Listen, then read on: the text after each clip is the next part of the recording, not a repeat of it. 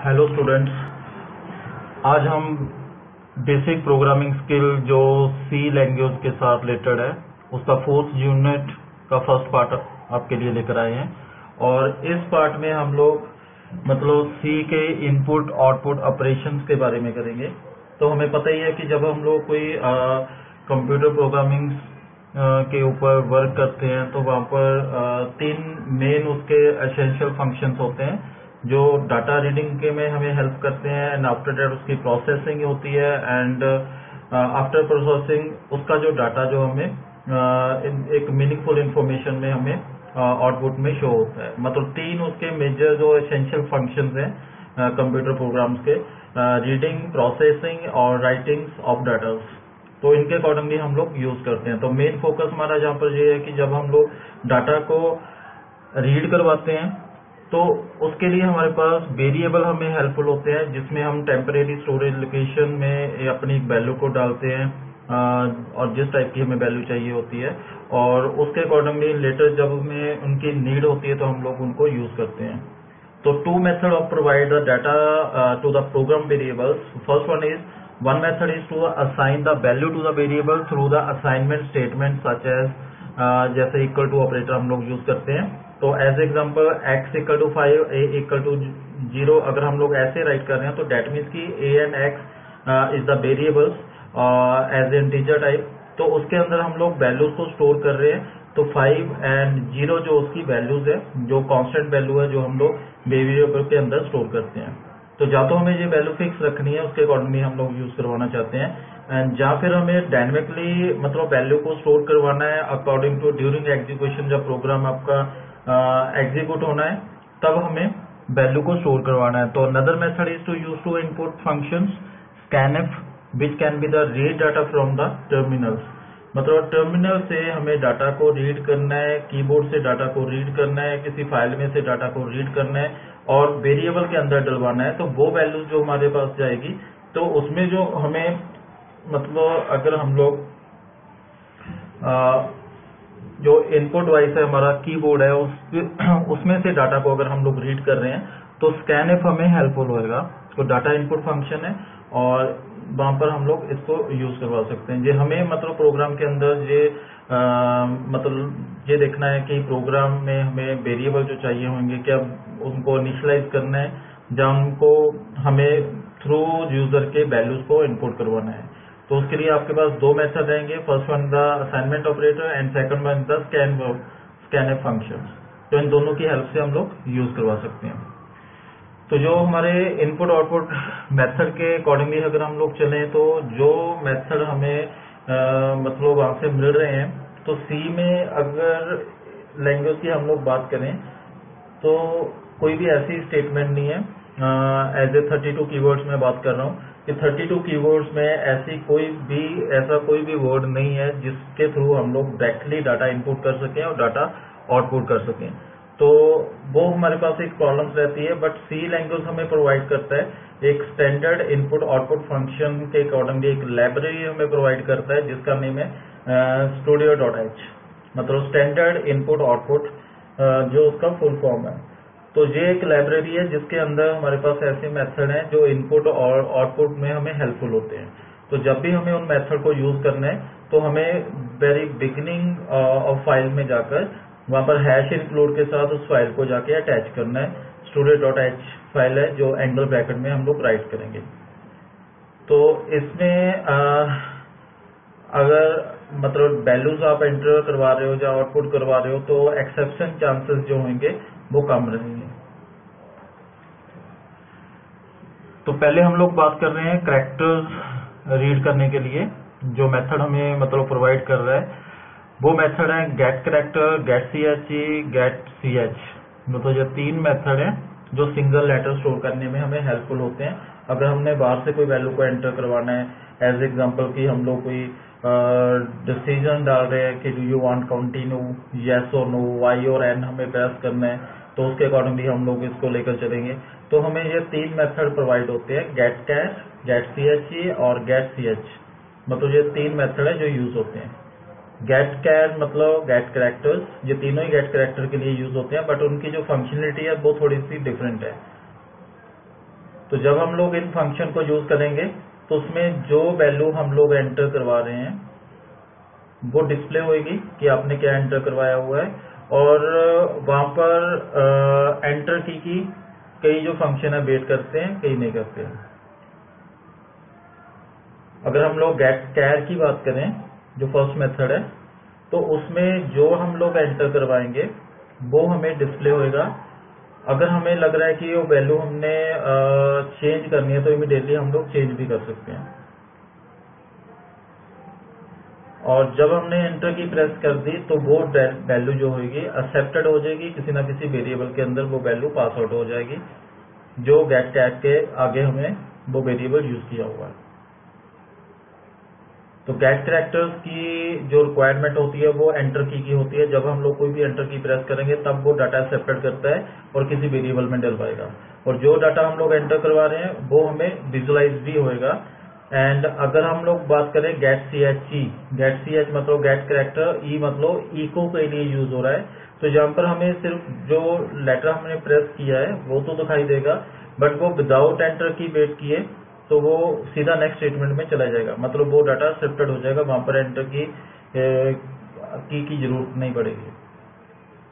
मतलब वहां पर हम लोग वैल्यूज को अल्टर नहीं कर सकते हैं, उसे चेंज नहीं कर सकते हैं, बिकॉज वहां पर एंटर की वो वेट ही नहीं करता है, तो नेक्स्ट स्टेटमेंट में चला जाता है और डाटा सेपरेट कर लेता है। तो हमें उस टाइम हमें देखना है कि एंटर की हमें चाहिए या नहीं चाहिए। और गेट सी एच जो डाटा हम लोग एंटर कराएंगे वो विजिबल नहीं होएगा, वो आपको भी नजर नहीं आएगा कि आपने क्या प्रेस किया हुआ है, और ना ही वो एंटर की वेट करेगा, वो सीधा डाटा सेपरेट करेगा और नेक्स्ट स्टेटमेंट में चला जाएगा। तो ये तीन मेथड हैं, तीनों को हम लोग यूज करवा सकते हैं। जहां पर आपको लगेगा कि हमें एंटर की जरूरत है, कभी भी हम डाटा चेंज करवा सकते हैं, जब तक एंटर की प्रेस नहीं कराएंगे तब तक वो डाटा सेपरेट ना करे, तो गेट कैर यूज कर लो। अगर हमें लग रहा है कि नहीं हमें विजुअलाइज होना चाहिए बट एंटर की हमें जरूरत नहीं है, जो एक की प्रेस कर दी तो वो ये डाटा सेपरेट होना चाहिए, तो उसके लिए गेट सी एच यूज कर लो।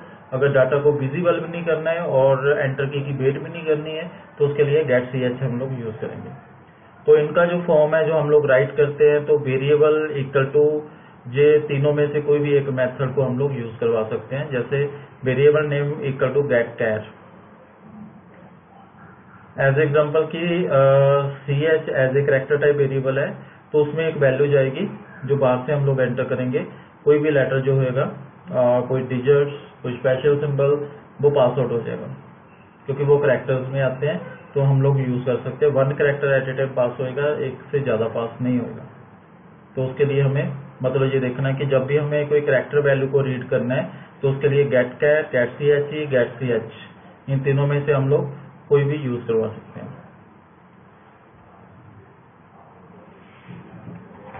अगर हमें राइट करना है कैरेक्टर्स को, तो ये राइट करने के लिए जैसे गेट कैरेक्टर हम लोग डाटा इनपुट करने के लिए यूज करते हैं, ऐसे पुट कैर है।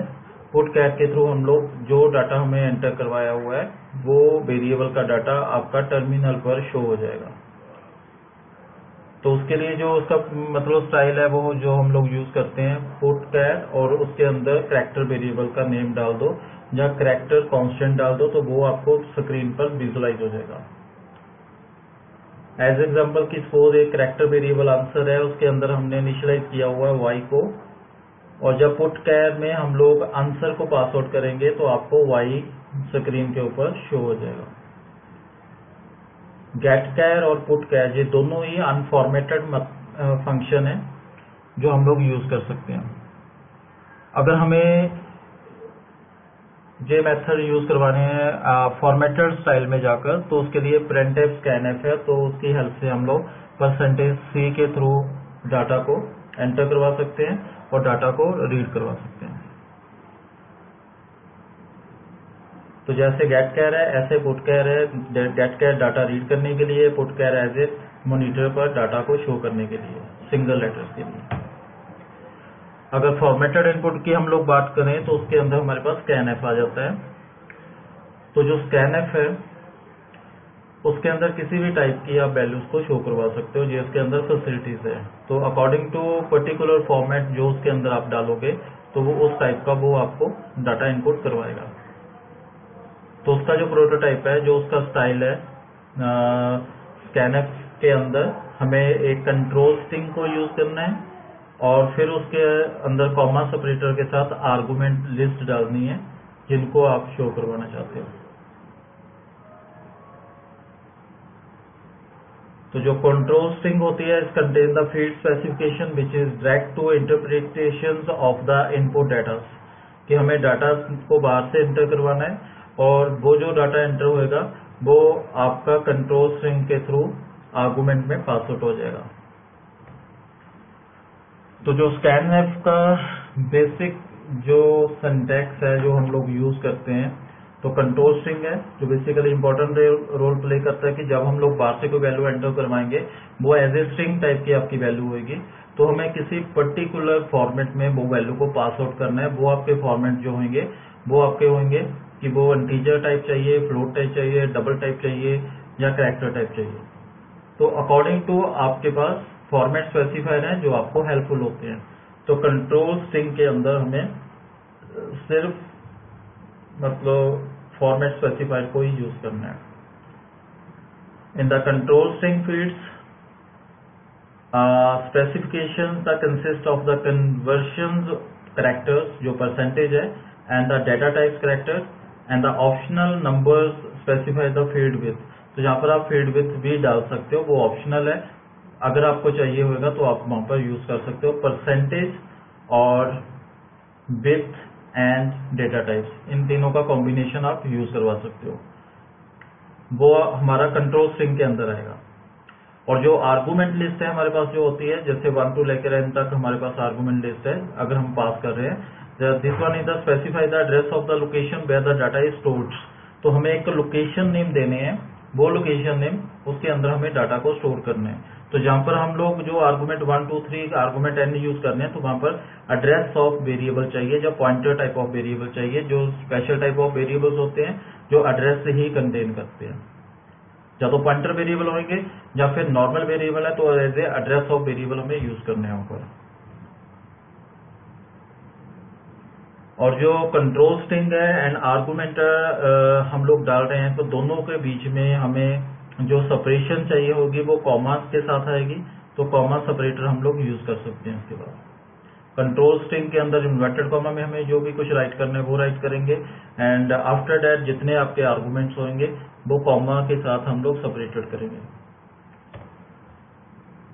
तो अगर हम लोग इंटीजर की बात करें, तो अगर हमें बाहर से कोई इंटीजर वैल्यू विदाउट डेसिमल हमें यूज करना है, तो उसके लिए जो उसका फॉर्मेट है वहां पर स्कैनएफ के अंदर हम लोग यूज करेंगे %WD, ये उसका स्टाइल है कंट्रोल स्ट्रिंग के अंदर। तो वहां पर W को यूज कर सकते हो, नहीं भी कर सकते हो। तो परसेंटेज साइन जो होता है वो कन्वर्जन स्पेसिफिकेशन होता है एंड W इज द मतलब विथ होएगी ऑफ द नंबर जो आप रीड करवाना चाहते हो and D is the data types कि किस टाइप का आपका डेटा होएगा, कि शॉर्ट है, लॉन्ग है, असाइंड है, अनसाइंड है, तो वो हम लोग डाल सकते हैं, वो इंटीजर्स में आते हैं। तो ये तीन हम लोग कैरेक्टर्स को राइट करेंगे, परसेंटेज, विथ और डेटा टाइप्स, इन तीनों के कॉम्बिनेशन को यूज करवा सकते हैं। तो ये एग्जांपल अगर आपको बताऊं कि जहां पर स्कैनएफ के अंदर हम लोग जो यूज कर रहे हैं, 2 वैल्यूज हम लोग रीड कर रहे हैं बाहर से और 2 वैल्यूज जो होगी वो एड्रेस ऑफ नंबर 1 और एड्रेस ऑफ नंबर 2 में जाएगी। तो कंडीशनली अगर हम लोग यहाँ पर यूज कर रहे हैं तो वहां पर यही कर रहे हैं कि जो फर्स्ट नंबर है उसके 2 डिजिट्स ही होंगे और जो सेकंड नंबर है उसके 5 डिजिट्स होंगे, मतलब मैक्सिमम 5 होंगे, उससे कम हम लोग एंटर करवा सकते हैं, और जो फर्स्ट है उसके मैक्सिमम 2 होंगे, 2 से ज्यादा नहीं होंगे। तो एज एग्जांपल कि अगर इस चीज को हम लोग लेकर चल रहे हैं, तो अगर हम लोग बाहर से वैल्यू एंटर करेंगे 50 स्पेस 31,426 अगर हम लोग एंटर करवा रहे हैं, तो इसका मतलब क्या है कि 2 वैल्यूज हम लोग एंटर करवा रहे हैं। तो फर्स्ट जो है 2 लेंथ है तो 52 डिजिट के अंदर फिट हो रहा है, तो डेट मीन्स कि नंबर 1 को वो साइन हो जाएगा एंड सेकंड वन जो है वो 5 डिजिट का है, तो वो मतलब नंबर 2 में डायरेक्टली पास आउट हो जाएगा। तो ऐसे वैल्यूज के अंदर पास आउट हो जाएगी। अगर हम लोग इनको चेंज कर रहे हैं कि अगर हम लोग 31,426 पहले राइट कर रहे हैं और 50 को बाद में एंटर करवा रहे हैं, तो उसका मतलब क्या होगा कि 31 जो होगा वो असाइन हो जाएगा नंबर 1 को, क्योंकि 2 डिजिट की लेंथ है, 2 से हमने ज्यादा अगर एंटर करवा दिए तो डेट मीन्स कि आपके जो फर्स्ट 2 लेटर भी वो एक्सेप्टेड करेगा, क्योंकि कंडीशनली हमारा जहाँ पर 2 डिजिट को हमने यूज किया हुआ है। तो 31 जो होगा नंबर 1 में जाएगा, रिमेनिंग 426 जो है वो नंबर 2 में चला जाएगा, और जो 50 है वो स्किप हो जाएगा। अगर इसके बाद आपने कोई स्कैनएफ यूज किया होगा तो उसके अंदर वो पास आउट हो जाएगा। मतलब एक चीज को बड़े केयरली करना है कि जब हमारे पास कोई कंडीशनली इनपुटिंग आ जाती है जहां पर हम लोग बिट्स को असाइन कर देते हैं, तो वैसे हम लोग राइट कर सकते हैं। और ये पॉसिबिलिटी है कि अगर आपने नंबर्स को कंटिन्यूसली राइट कर दिया, जैसे 314265 ऐसे हम लोग राइट करवा देते हैं विदाउट स्पेसिंग, तो इसका मतलब क्या होगा कि वो फर्स्ट 2 डिजिट्स फर्स्ट नंबर में डाल देगा एंड रिमेनिंग जो 5 होंगे वो नंबर 2 में डाल देगा। तो ऐसे भी हम लोग डाटा कंडीशनली इनपुट करवा सकते हैं। अगर हमें लग रहा है कि बीच में कोई स्किपिंग डालना है, तो वहां पर स्टार जो है वो आपको स्पेसिफाई करना पड़ेगा कि जहां पर मतलब आपने विथ के अंदर स्टार को यूज करवा सकते हो। एन इनपुट फील्ड में B skipped by the specify the star in the place of the field with. तो उसके लिए जैसे एग्जांपल के लिए परसेंटेज डी पहले राइट किया, फिर परसेंटेज स्टार डी हमने राइट कर दिया, फिर परसेंटेज डी राइट कर दिया। मतलब जहां पर विथ हम लोग राइट कर रहे थे वहां पर हमने स्टार डाल दिया। तो इसका मतलब ये है कि अगर हम लोग गलती से 3 नंबर्स को एंटर करवा रहे हैं, तो उसके अकॉर्डिंगली जो आपकी वैल्यूज रहेगी, फर्स्ट 3 डिजिट्स जो होंगे, जो स्पेस से पहले वाले जितने भी डिजिट होंगे वो नंबर 1 में चले जाएंगे, और जो सेकंड जो नंबर आपने एंटर कराया 456, तो ये स्किप हो जाएगा, और 7 8 9 जो है वो वैल्यू स्टोर हो जाएगी नंबर 2 में। मतलब फर्स्ट और लास्ट नंबर जो होंगे वही एक्सेप्टेड होंगे, जो इनपुट नंबर हम लोग यूज किए हुए हैं वो यूज नहीं होंगे, वो स्किप हो जाएंगे। अगर ये चीज हम लोग रियल नंबर के साथ हम लोग कर रहे हैं, तो वहां पर हमें जो यूज करना है वो परसेंटेज एफ और परसेंटेज LF को यूज करना है जब हम लोग फ्लोट एंड डबल को लेकर चल रहे हैं। तो उसमें हम लोग डेसिमल पॉइंट नोटेशन को, एक्सपोनेंशियल नोटेशन को, दोनों को यूज करवा सकते हैं परसेंटेज एफ के थ्रू।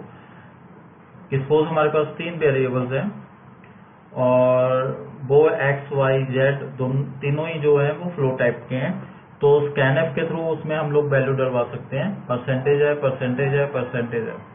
इसका मतलब 3 वैल्यू बाहर से आएगी और वो कन्वर्ट हो जाएगी फ्लोट के अंदर, और वो फिर एक्स और वाई जेड के अंदर ऑर्डरली पास आउट हो जाएगी। तो वहां पर हम लोग एक्सपोनेंटिंग वैल्यू भी डलवा सकते हैं और डेसिमल वैल्यू भी डलवा सकते हैं। तो उसके अकॉर्डिंगली जैसे सपोज हमने फर्स्ट वैल्यू डेसिमल वैल्यू हमने डलवा दी वहां पर एज ए फ्लोटिंग 475.89, और सेकंड में हमने डलवा दी 43.21e-1, ये एक्सपोनेंशियल वैल्यू है, और उसके बाद थर्ड वैल्यू 678 हमने डलवा दी।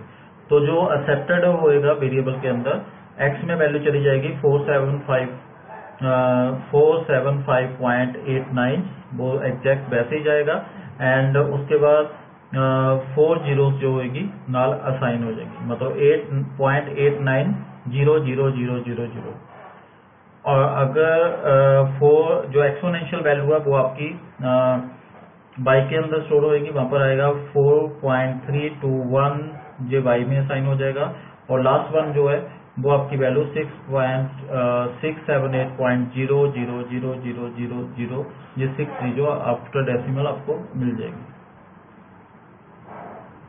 तो अगर यहाँ पर हम लोग स्किपिंग डालना चाहते हैं तो परसेंटेज स्टार एफ के साथ स्किपिंग भी डाल सकते हैं, जैसे इंटीजर में हमने डलवाया था कि स्किप करवाना है, तो ऐसे भी हम लोग करवा सकते हैं।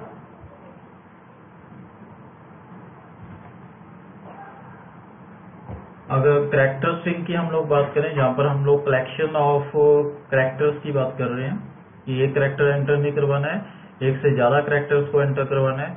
ये बेसिकली हमारा जब होता है जब हम लोग एरेज को यूज करते हैं, कैरेक्टर एरेज को, वो स्ट्रिंग का पार्ट है। पॉइंटर एरे, करैक्टर पॉइंटर्स और करैक्टर एरेज, इसको हम लोग स्ट्रिंग्स बोलते हैं। तो स्ट्रिंग को जब हमें यूज करना है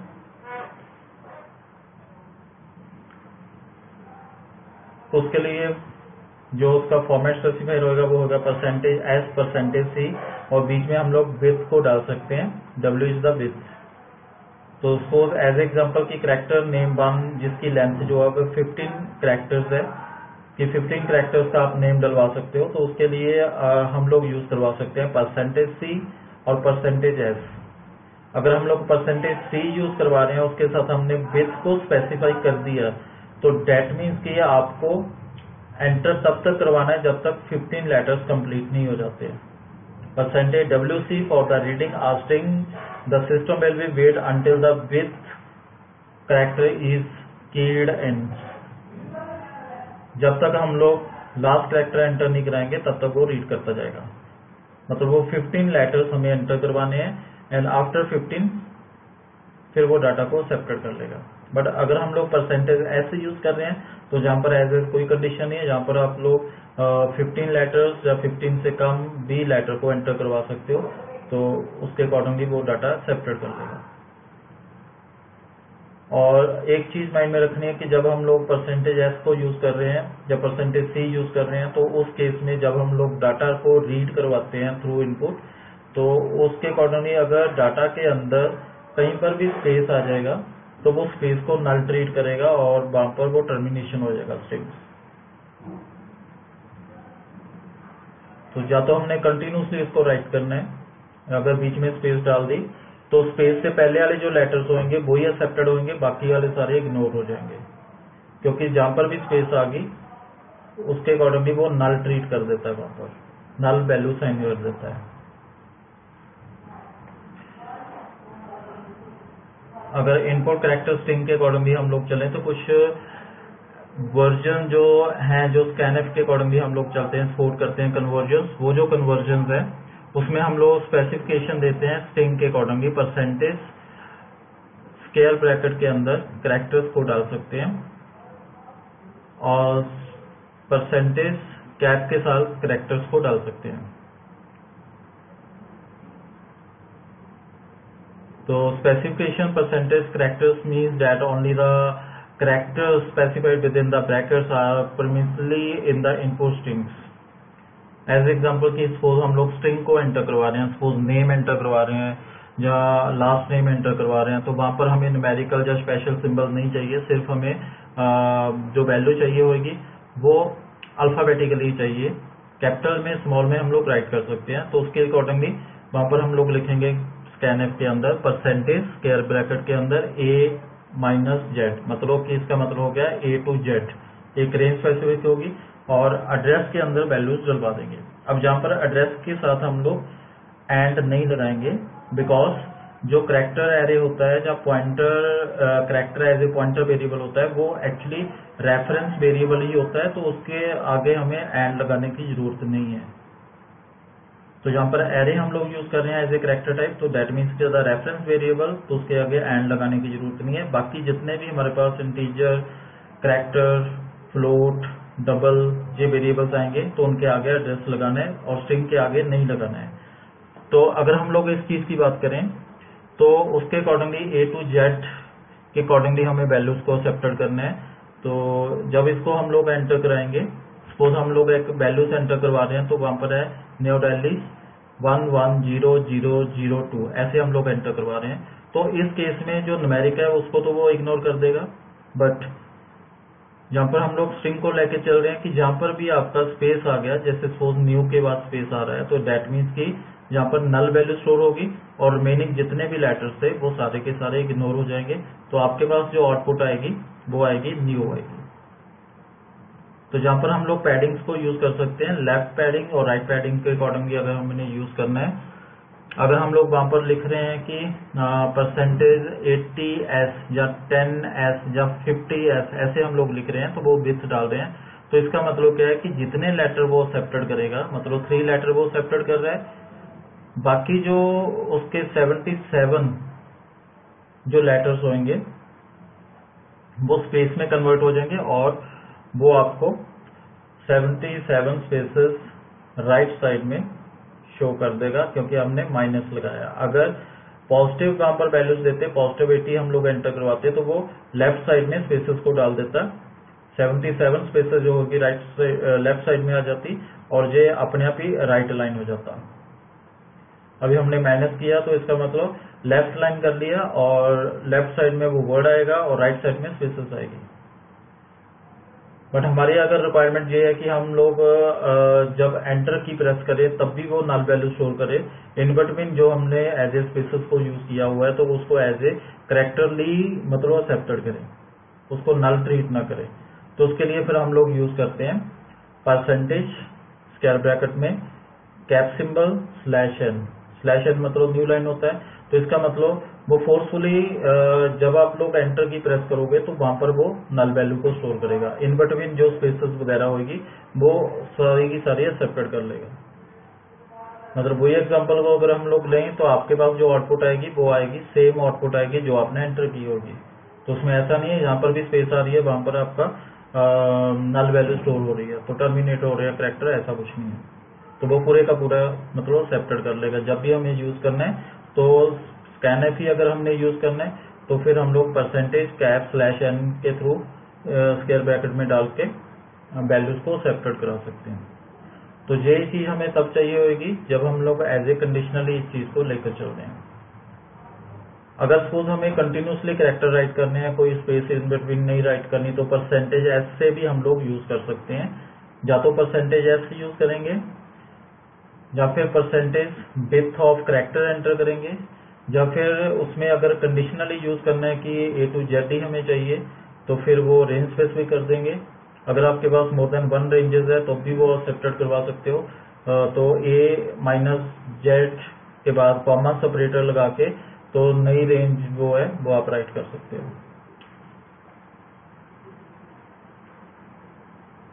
तो इन चीजों को स्ट्रिंग के लिए हम लोग यूज करेंगे। अब क्वेश्चन ये आता है कि स्कैनफ के थ्रू अगर हम लोग मल्टीपल वैल्यू को एंटर करवाना चाहते हैं, क्या ये पॉसिबल है? Yes, this one is the possible कि आप यूज कर सकते हो स्कैनफ में मल्टीपल वैल्यूज को, और वो डिफरेंट टाइप की वैल्यू होगी तब भी वो एक्सेप्टेड करेगा। तो जैसे %d, %c, f, s, ये सारे टाइप हमने डलवा दिए हैं। तो एक चीज बड़े केयरली करनी है इसके अंदर, वो ये है कि जब हम लोग किसी ऑर्डर को लेकर चलते हैं तो हमें ये देखना है कि फर्स्ट वैल्यू जो होगी आपकी इंटीजर होनी चाहिए, सेकंड कैरेक्टर होनी चाहिए, थर्ड वन इज फ्लोटिंग होनी चाहिए एंड फोर्थ वन इज आपका स्ट्रिंग होनी चाहिए। तो सीक्वेंस को चेंज नहीं करेंगे, अकॉर्डिंग टू ऑर्डर जो आपने फिट किया हुआ है उसके अकॉर्डिंगली वैल्यू को हमें राइट आउट करना है। तो अगर हमने ऐसा किया तो correctly and assign the value to the variable in the order in which they are appears, तो वहां पर कोई भी डिफिकल्टी नहीं होगी। तो प्रॉपर वे में आपका डाटा जो होगा वेरिएबल के अंदर स्टोर हो जाएगा। तो जब भी हम लोग स्कैनफ को यूज करेंगे तो कुछ जनरल पॉइंट्स हैं जो हमारे माइंड में होने चाहिए जब स्कैनफ को हम लोग यूज करते हैं। फर्स्ट वन इज कि all the function argument except that the control string must be the pointer to variable. जो हमारे आर्गुमेंट्स होते हैं, स्ट्रिंग कंट्रोल स्ट्रिंग की हम लोग बात नहीं कर रहे, कंट्रोल स्ट्रिंग के बाद जो हम लोग आर्गुमेंट की बात करते हैं तो वो या तो पॉइंटर वेरिएबल्स होंगे। पॉइंटर इसलिए कि वो एड्रेस को ही लेकर चलते हैं, तो हमें जहां फिर एड्रेस ऑफ वेरिएबल डालना पड़ेगा। जैसे एंड लगा देते हैं वेरिएबल के साथ। अगर कैरेक्टर पॉइंटर टाइप है या कैरेक्टर एरे टाइप है तो उसके आगे एंड नहीं लगाते हैं। तो ये हमें देखना है, क्योंकि बेसिकली स्कैनफ जो क्या करता है, वैल्यूज को जो एक्सेप्टेड करता है, तो किसी ना किसी वेरिएबल के अंदर वो वैल्यू पास होनी है। वो डायरेक्टली वेरिएबल नेम के साथ रिलेट नहीं करता है, उसके एड्रेस के साथ रिलेट करता है। तो इसका मतलब हमें रेफरेंस ऑफ वेरिएबल वहां पर देना पड़ेगा। एंड जो फॉर्मेट स्पेसिफायर है is contain in the control string should be the match the argument in the order. जो हमने वहां पर राइट कर दिए जो कंट्रोल स्ट्रिंग होगी कि उसके अंदर फर्स्ट आर्गुमेंट जो पास आउट होएगा वो %c का है, सेकंड %d का है, तो उसको अल्टरनेटिवली हम लोग आर्गुमेंट को नहीं डाल सकते हैं। तो सेम ऑर्डर के आर्गुमेंट वहां पर हमें डालने हैं कि जो इंटीजर वैल्यू होगी वो पहले आनी चाहिए, जो फ्लोट वैल्यू है वो सेकंड आनी चाहिए। अगर फ्लोट को पहले करते हैं, इंटीजर वाले वेरिएबल को बाद में यूज करते हैं तो ये रॉन्ग हो जाएगा, तो आपका डाटा करेक्ट नहीं रहेगा। Input data must be the separated by the spaces and must be the match of the variable receiving the input in the same orders. तो जो आपका डाटा एंटर होएगा तो वो डाटा अगर हमने मल्टी वैल्यूज को पास आउट किया हुआ है तो वहां पर स्पेस सेपरेटर को हम लोग यूज करवा सकते हैं, मतलब first value space second value space third value ऐसे हम लोग यूज करवा सकते हैं। तो वो जो मैचिंग होएगा, मैचिंग अकॉर्डिंगली वो वेरिएबल में डाटा रिसीव होता जाएगा। And the readings will be the terminated when the scanf encounters the invalid mismatch of the data or a character that is not valid for the values being reads. Wrong data हमें enter नहीं कराना है, मतलब अगर हमने float लिखा है तो वहां पर अगर हम लोग स्ट्रिंग को एंटर करवा रहे हैं, अगर स्ट्रिंग लिखा है तो फ्लोट को एंटर करवा रहे हैं तो ये रॉन्ग हो जाएगा, वहां पर से वो टर्मिनेट कर देगा। And when the searching for the values, scanf ignores the line boundaries and simply looks to the next appropriate characters.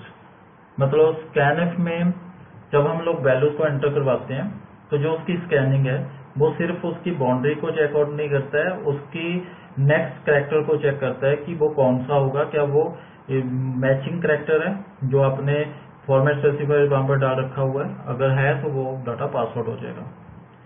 Any unread data items in the lines will be considered as a part of the data input line the next scanf calls। मतलब अगर हमने suppose values को right किया, suppose दो value हम लोग enter करवा रहे हैं, दो वेरिएबल्स लिए हुए हैं, तीसरा नेक्स्ट लाइन में हमने यूज करवाया हुआ है scanf, तो अगर फर्स्ट टू वैल्यूज अगर हम लोग रीड करवा रहे हैं बाहर से, गलती से हमने तीन वैल्यूज को राइट कर दिया तो फर्स्ट टू जो होंगी वो फर्स्ट वेरिएबल्स में जाएगी और जो थर्ड वन होगी वो उसके नेक्स्ट जो स्कैनफ स्टेटमेंट होगी उसके अंदर पास आउट हो जाएगी। तो ये बड़े केयरली करना है कि कितनी वैल्यू पास करनी है तो उतनी ही आपने पास करोगे।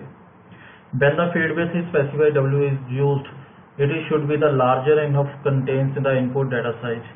मतलब जब हम लोग बिट को यूज करते हैं वो तभी यूज करते हैं जितना डाटा साइज की आपकी लेंथ है, मतलब जितना आपका डिजिट लेंथ है उससे वो ज्यादा होना चाहिए जो W बिट है, तभी वो आपका डाटा प्रॉपर वे में अरेंज करेगा।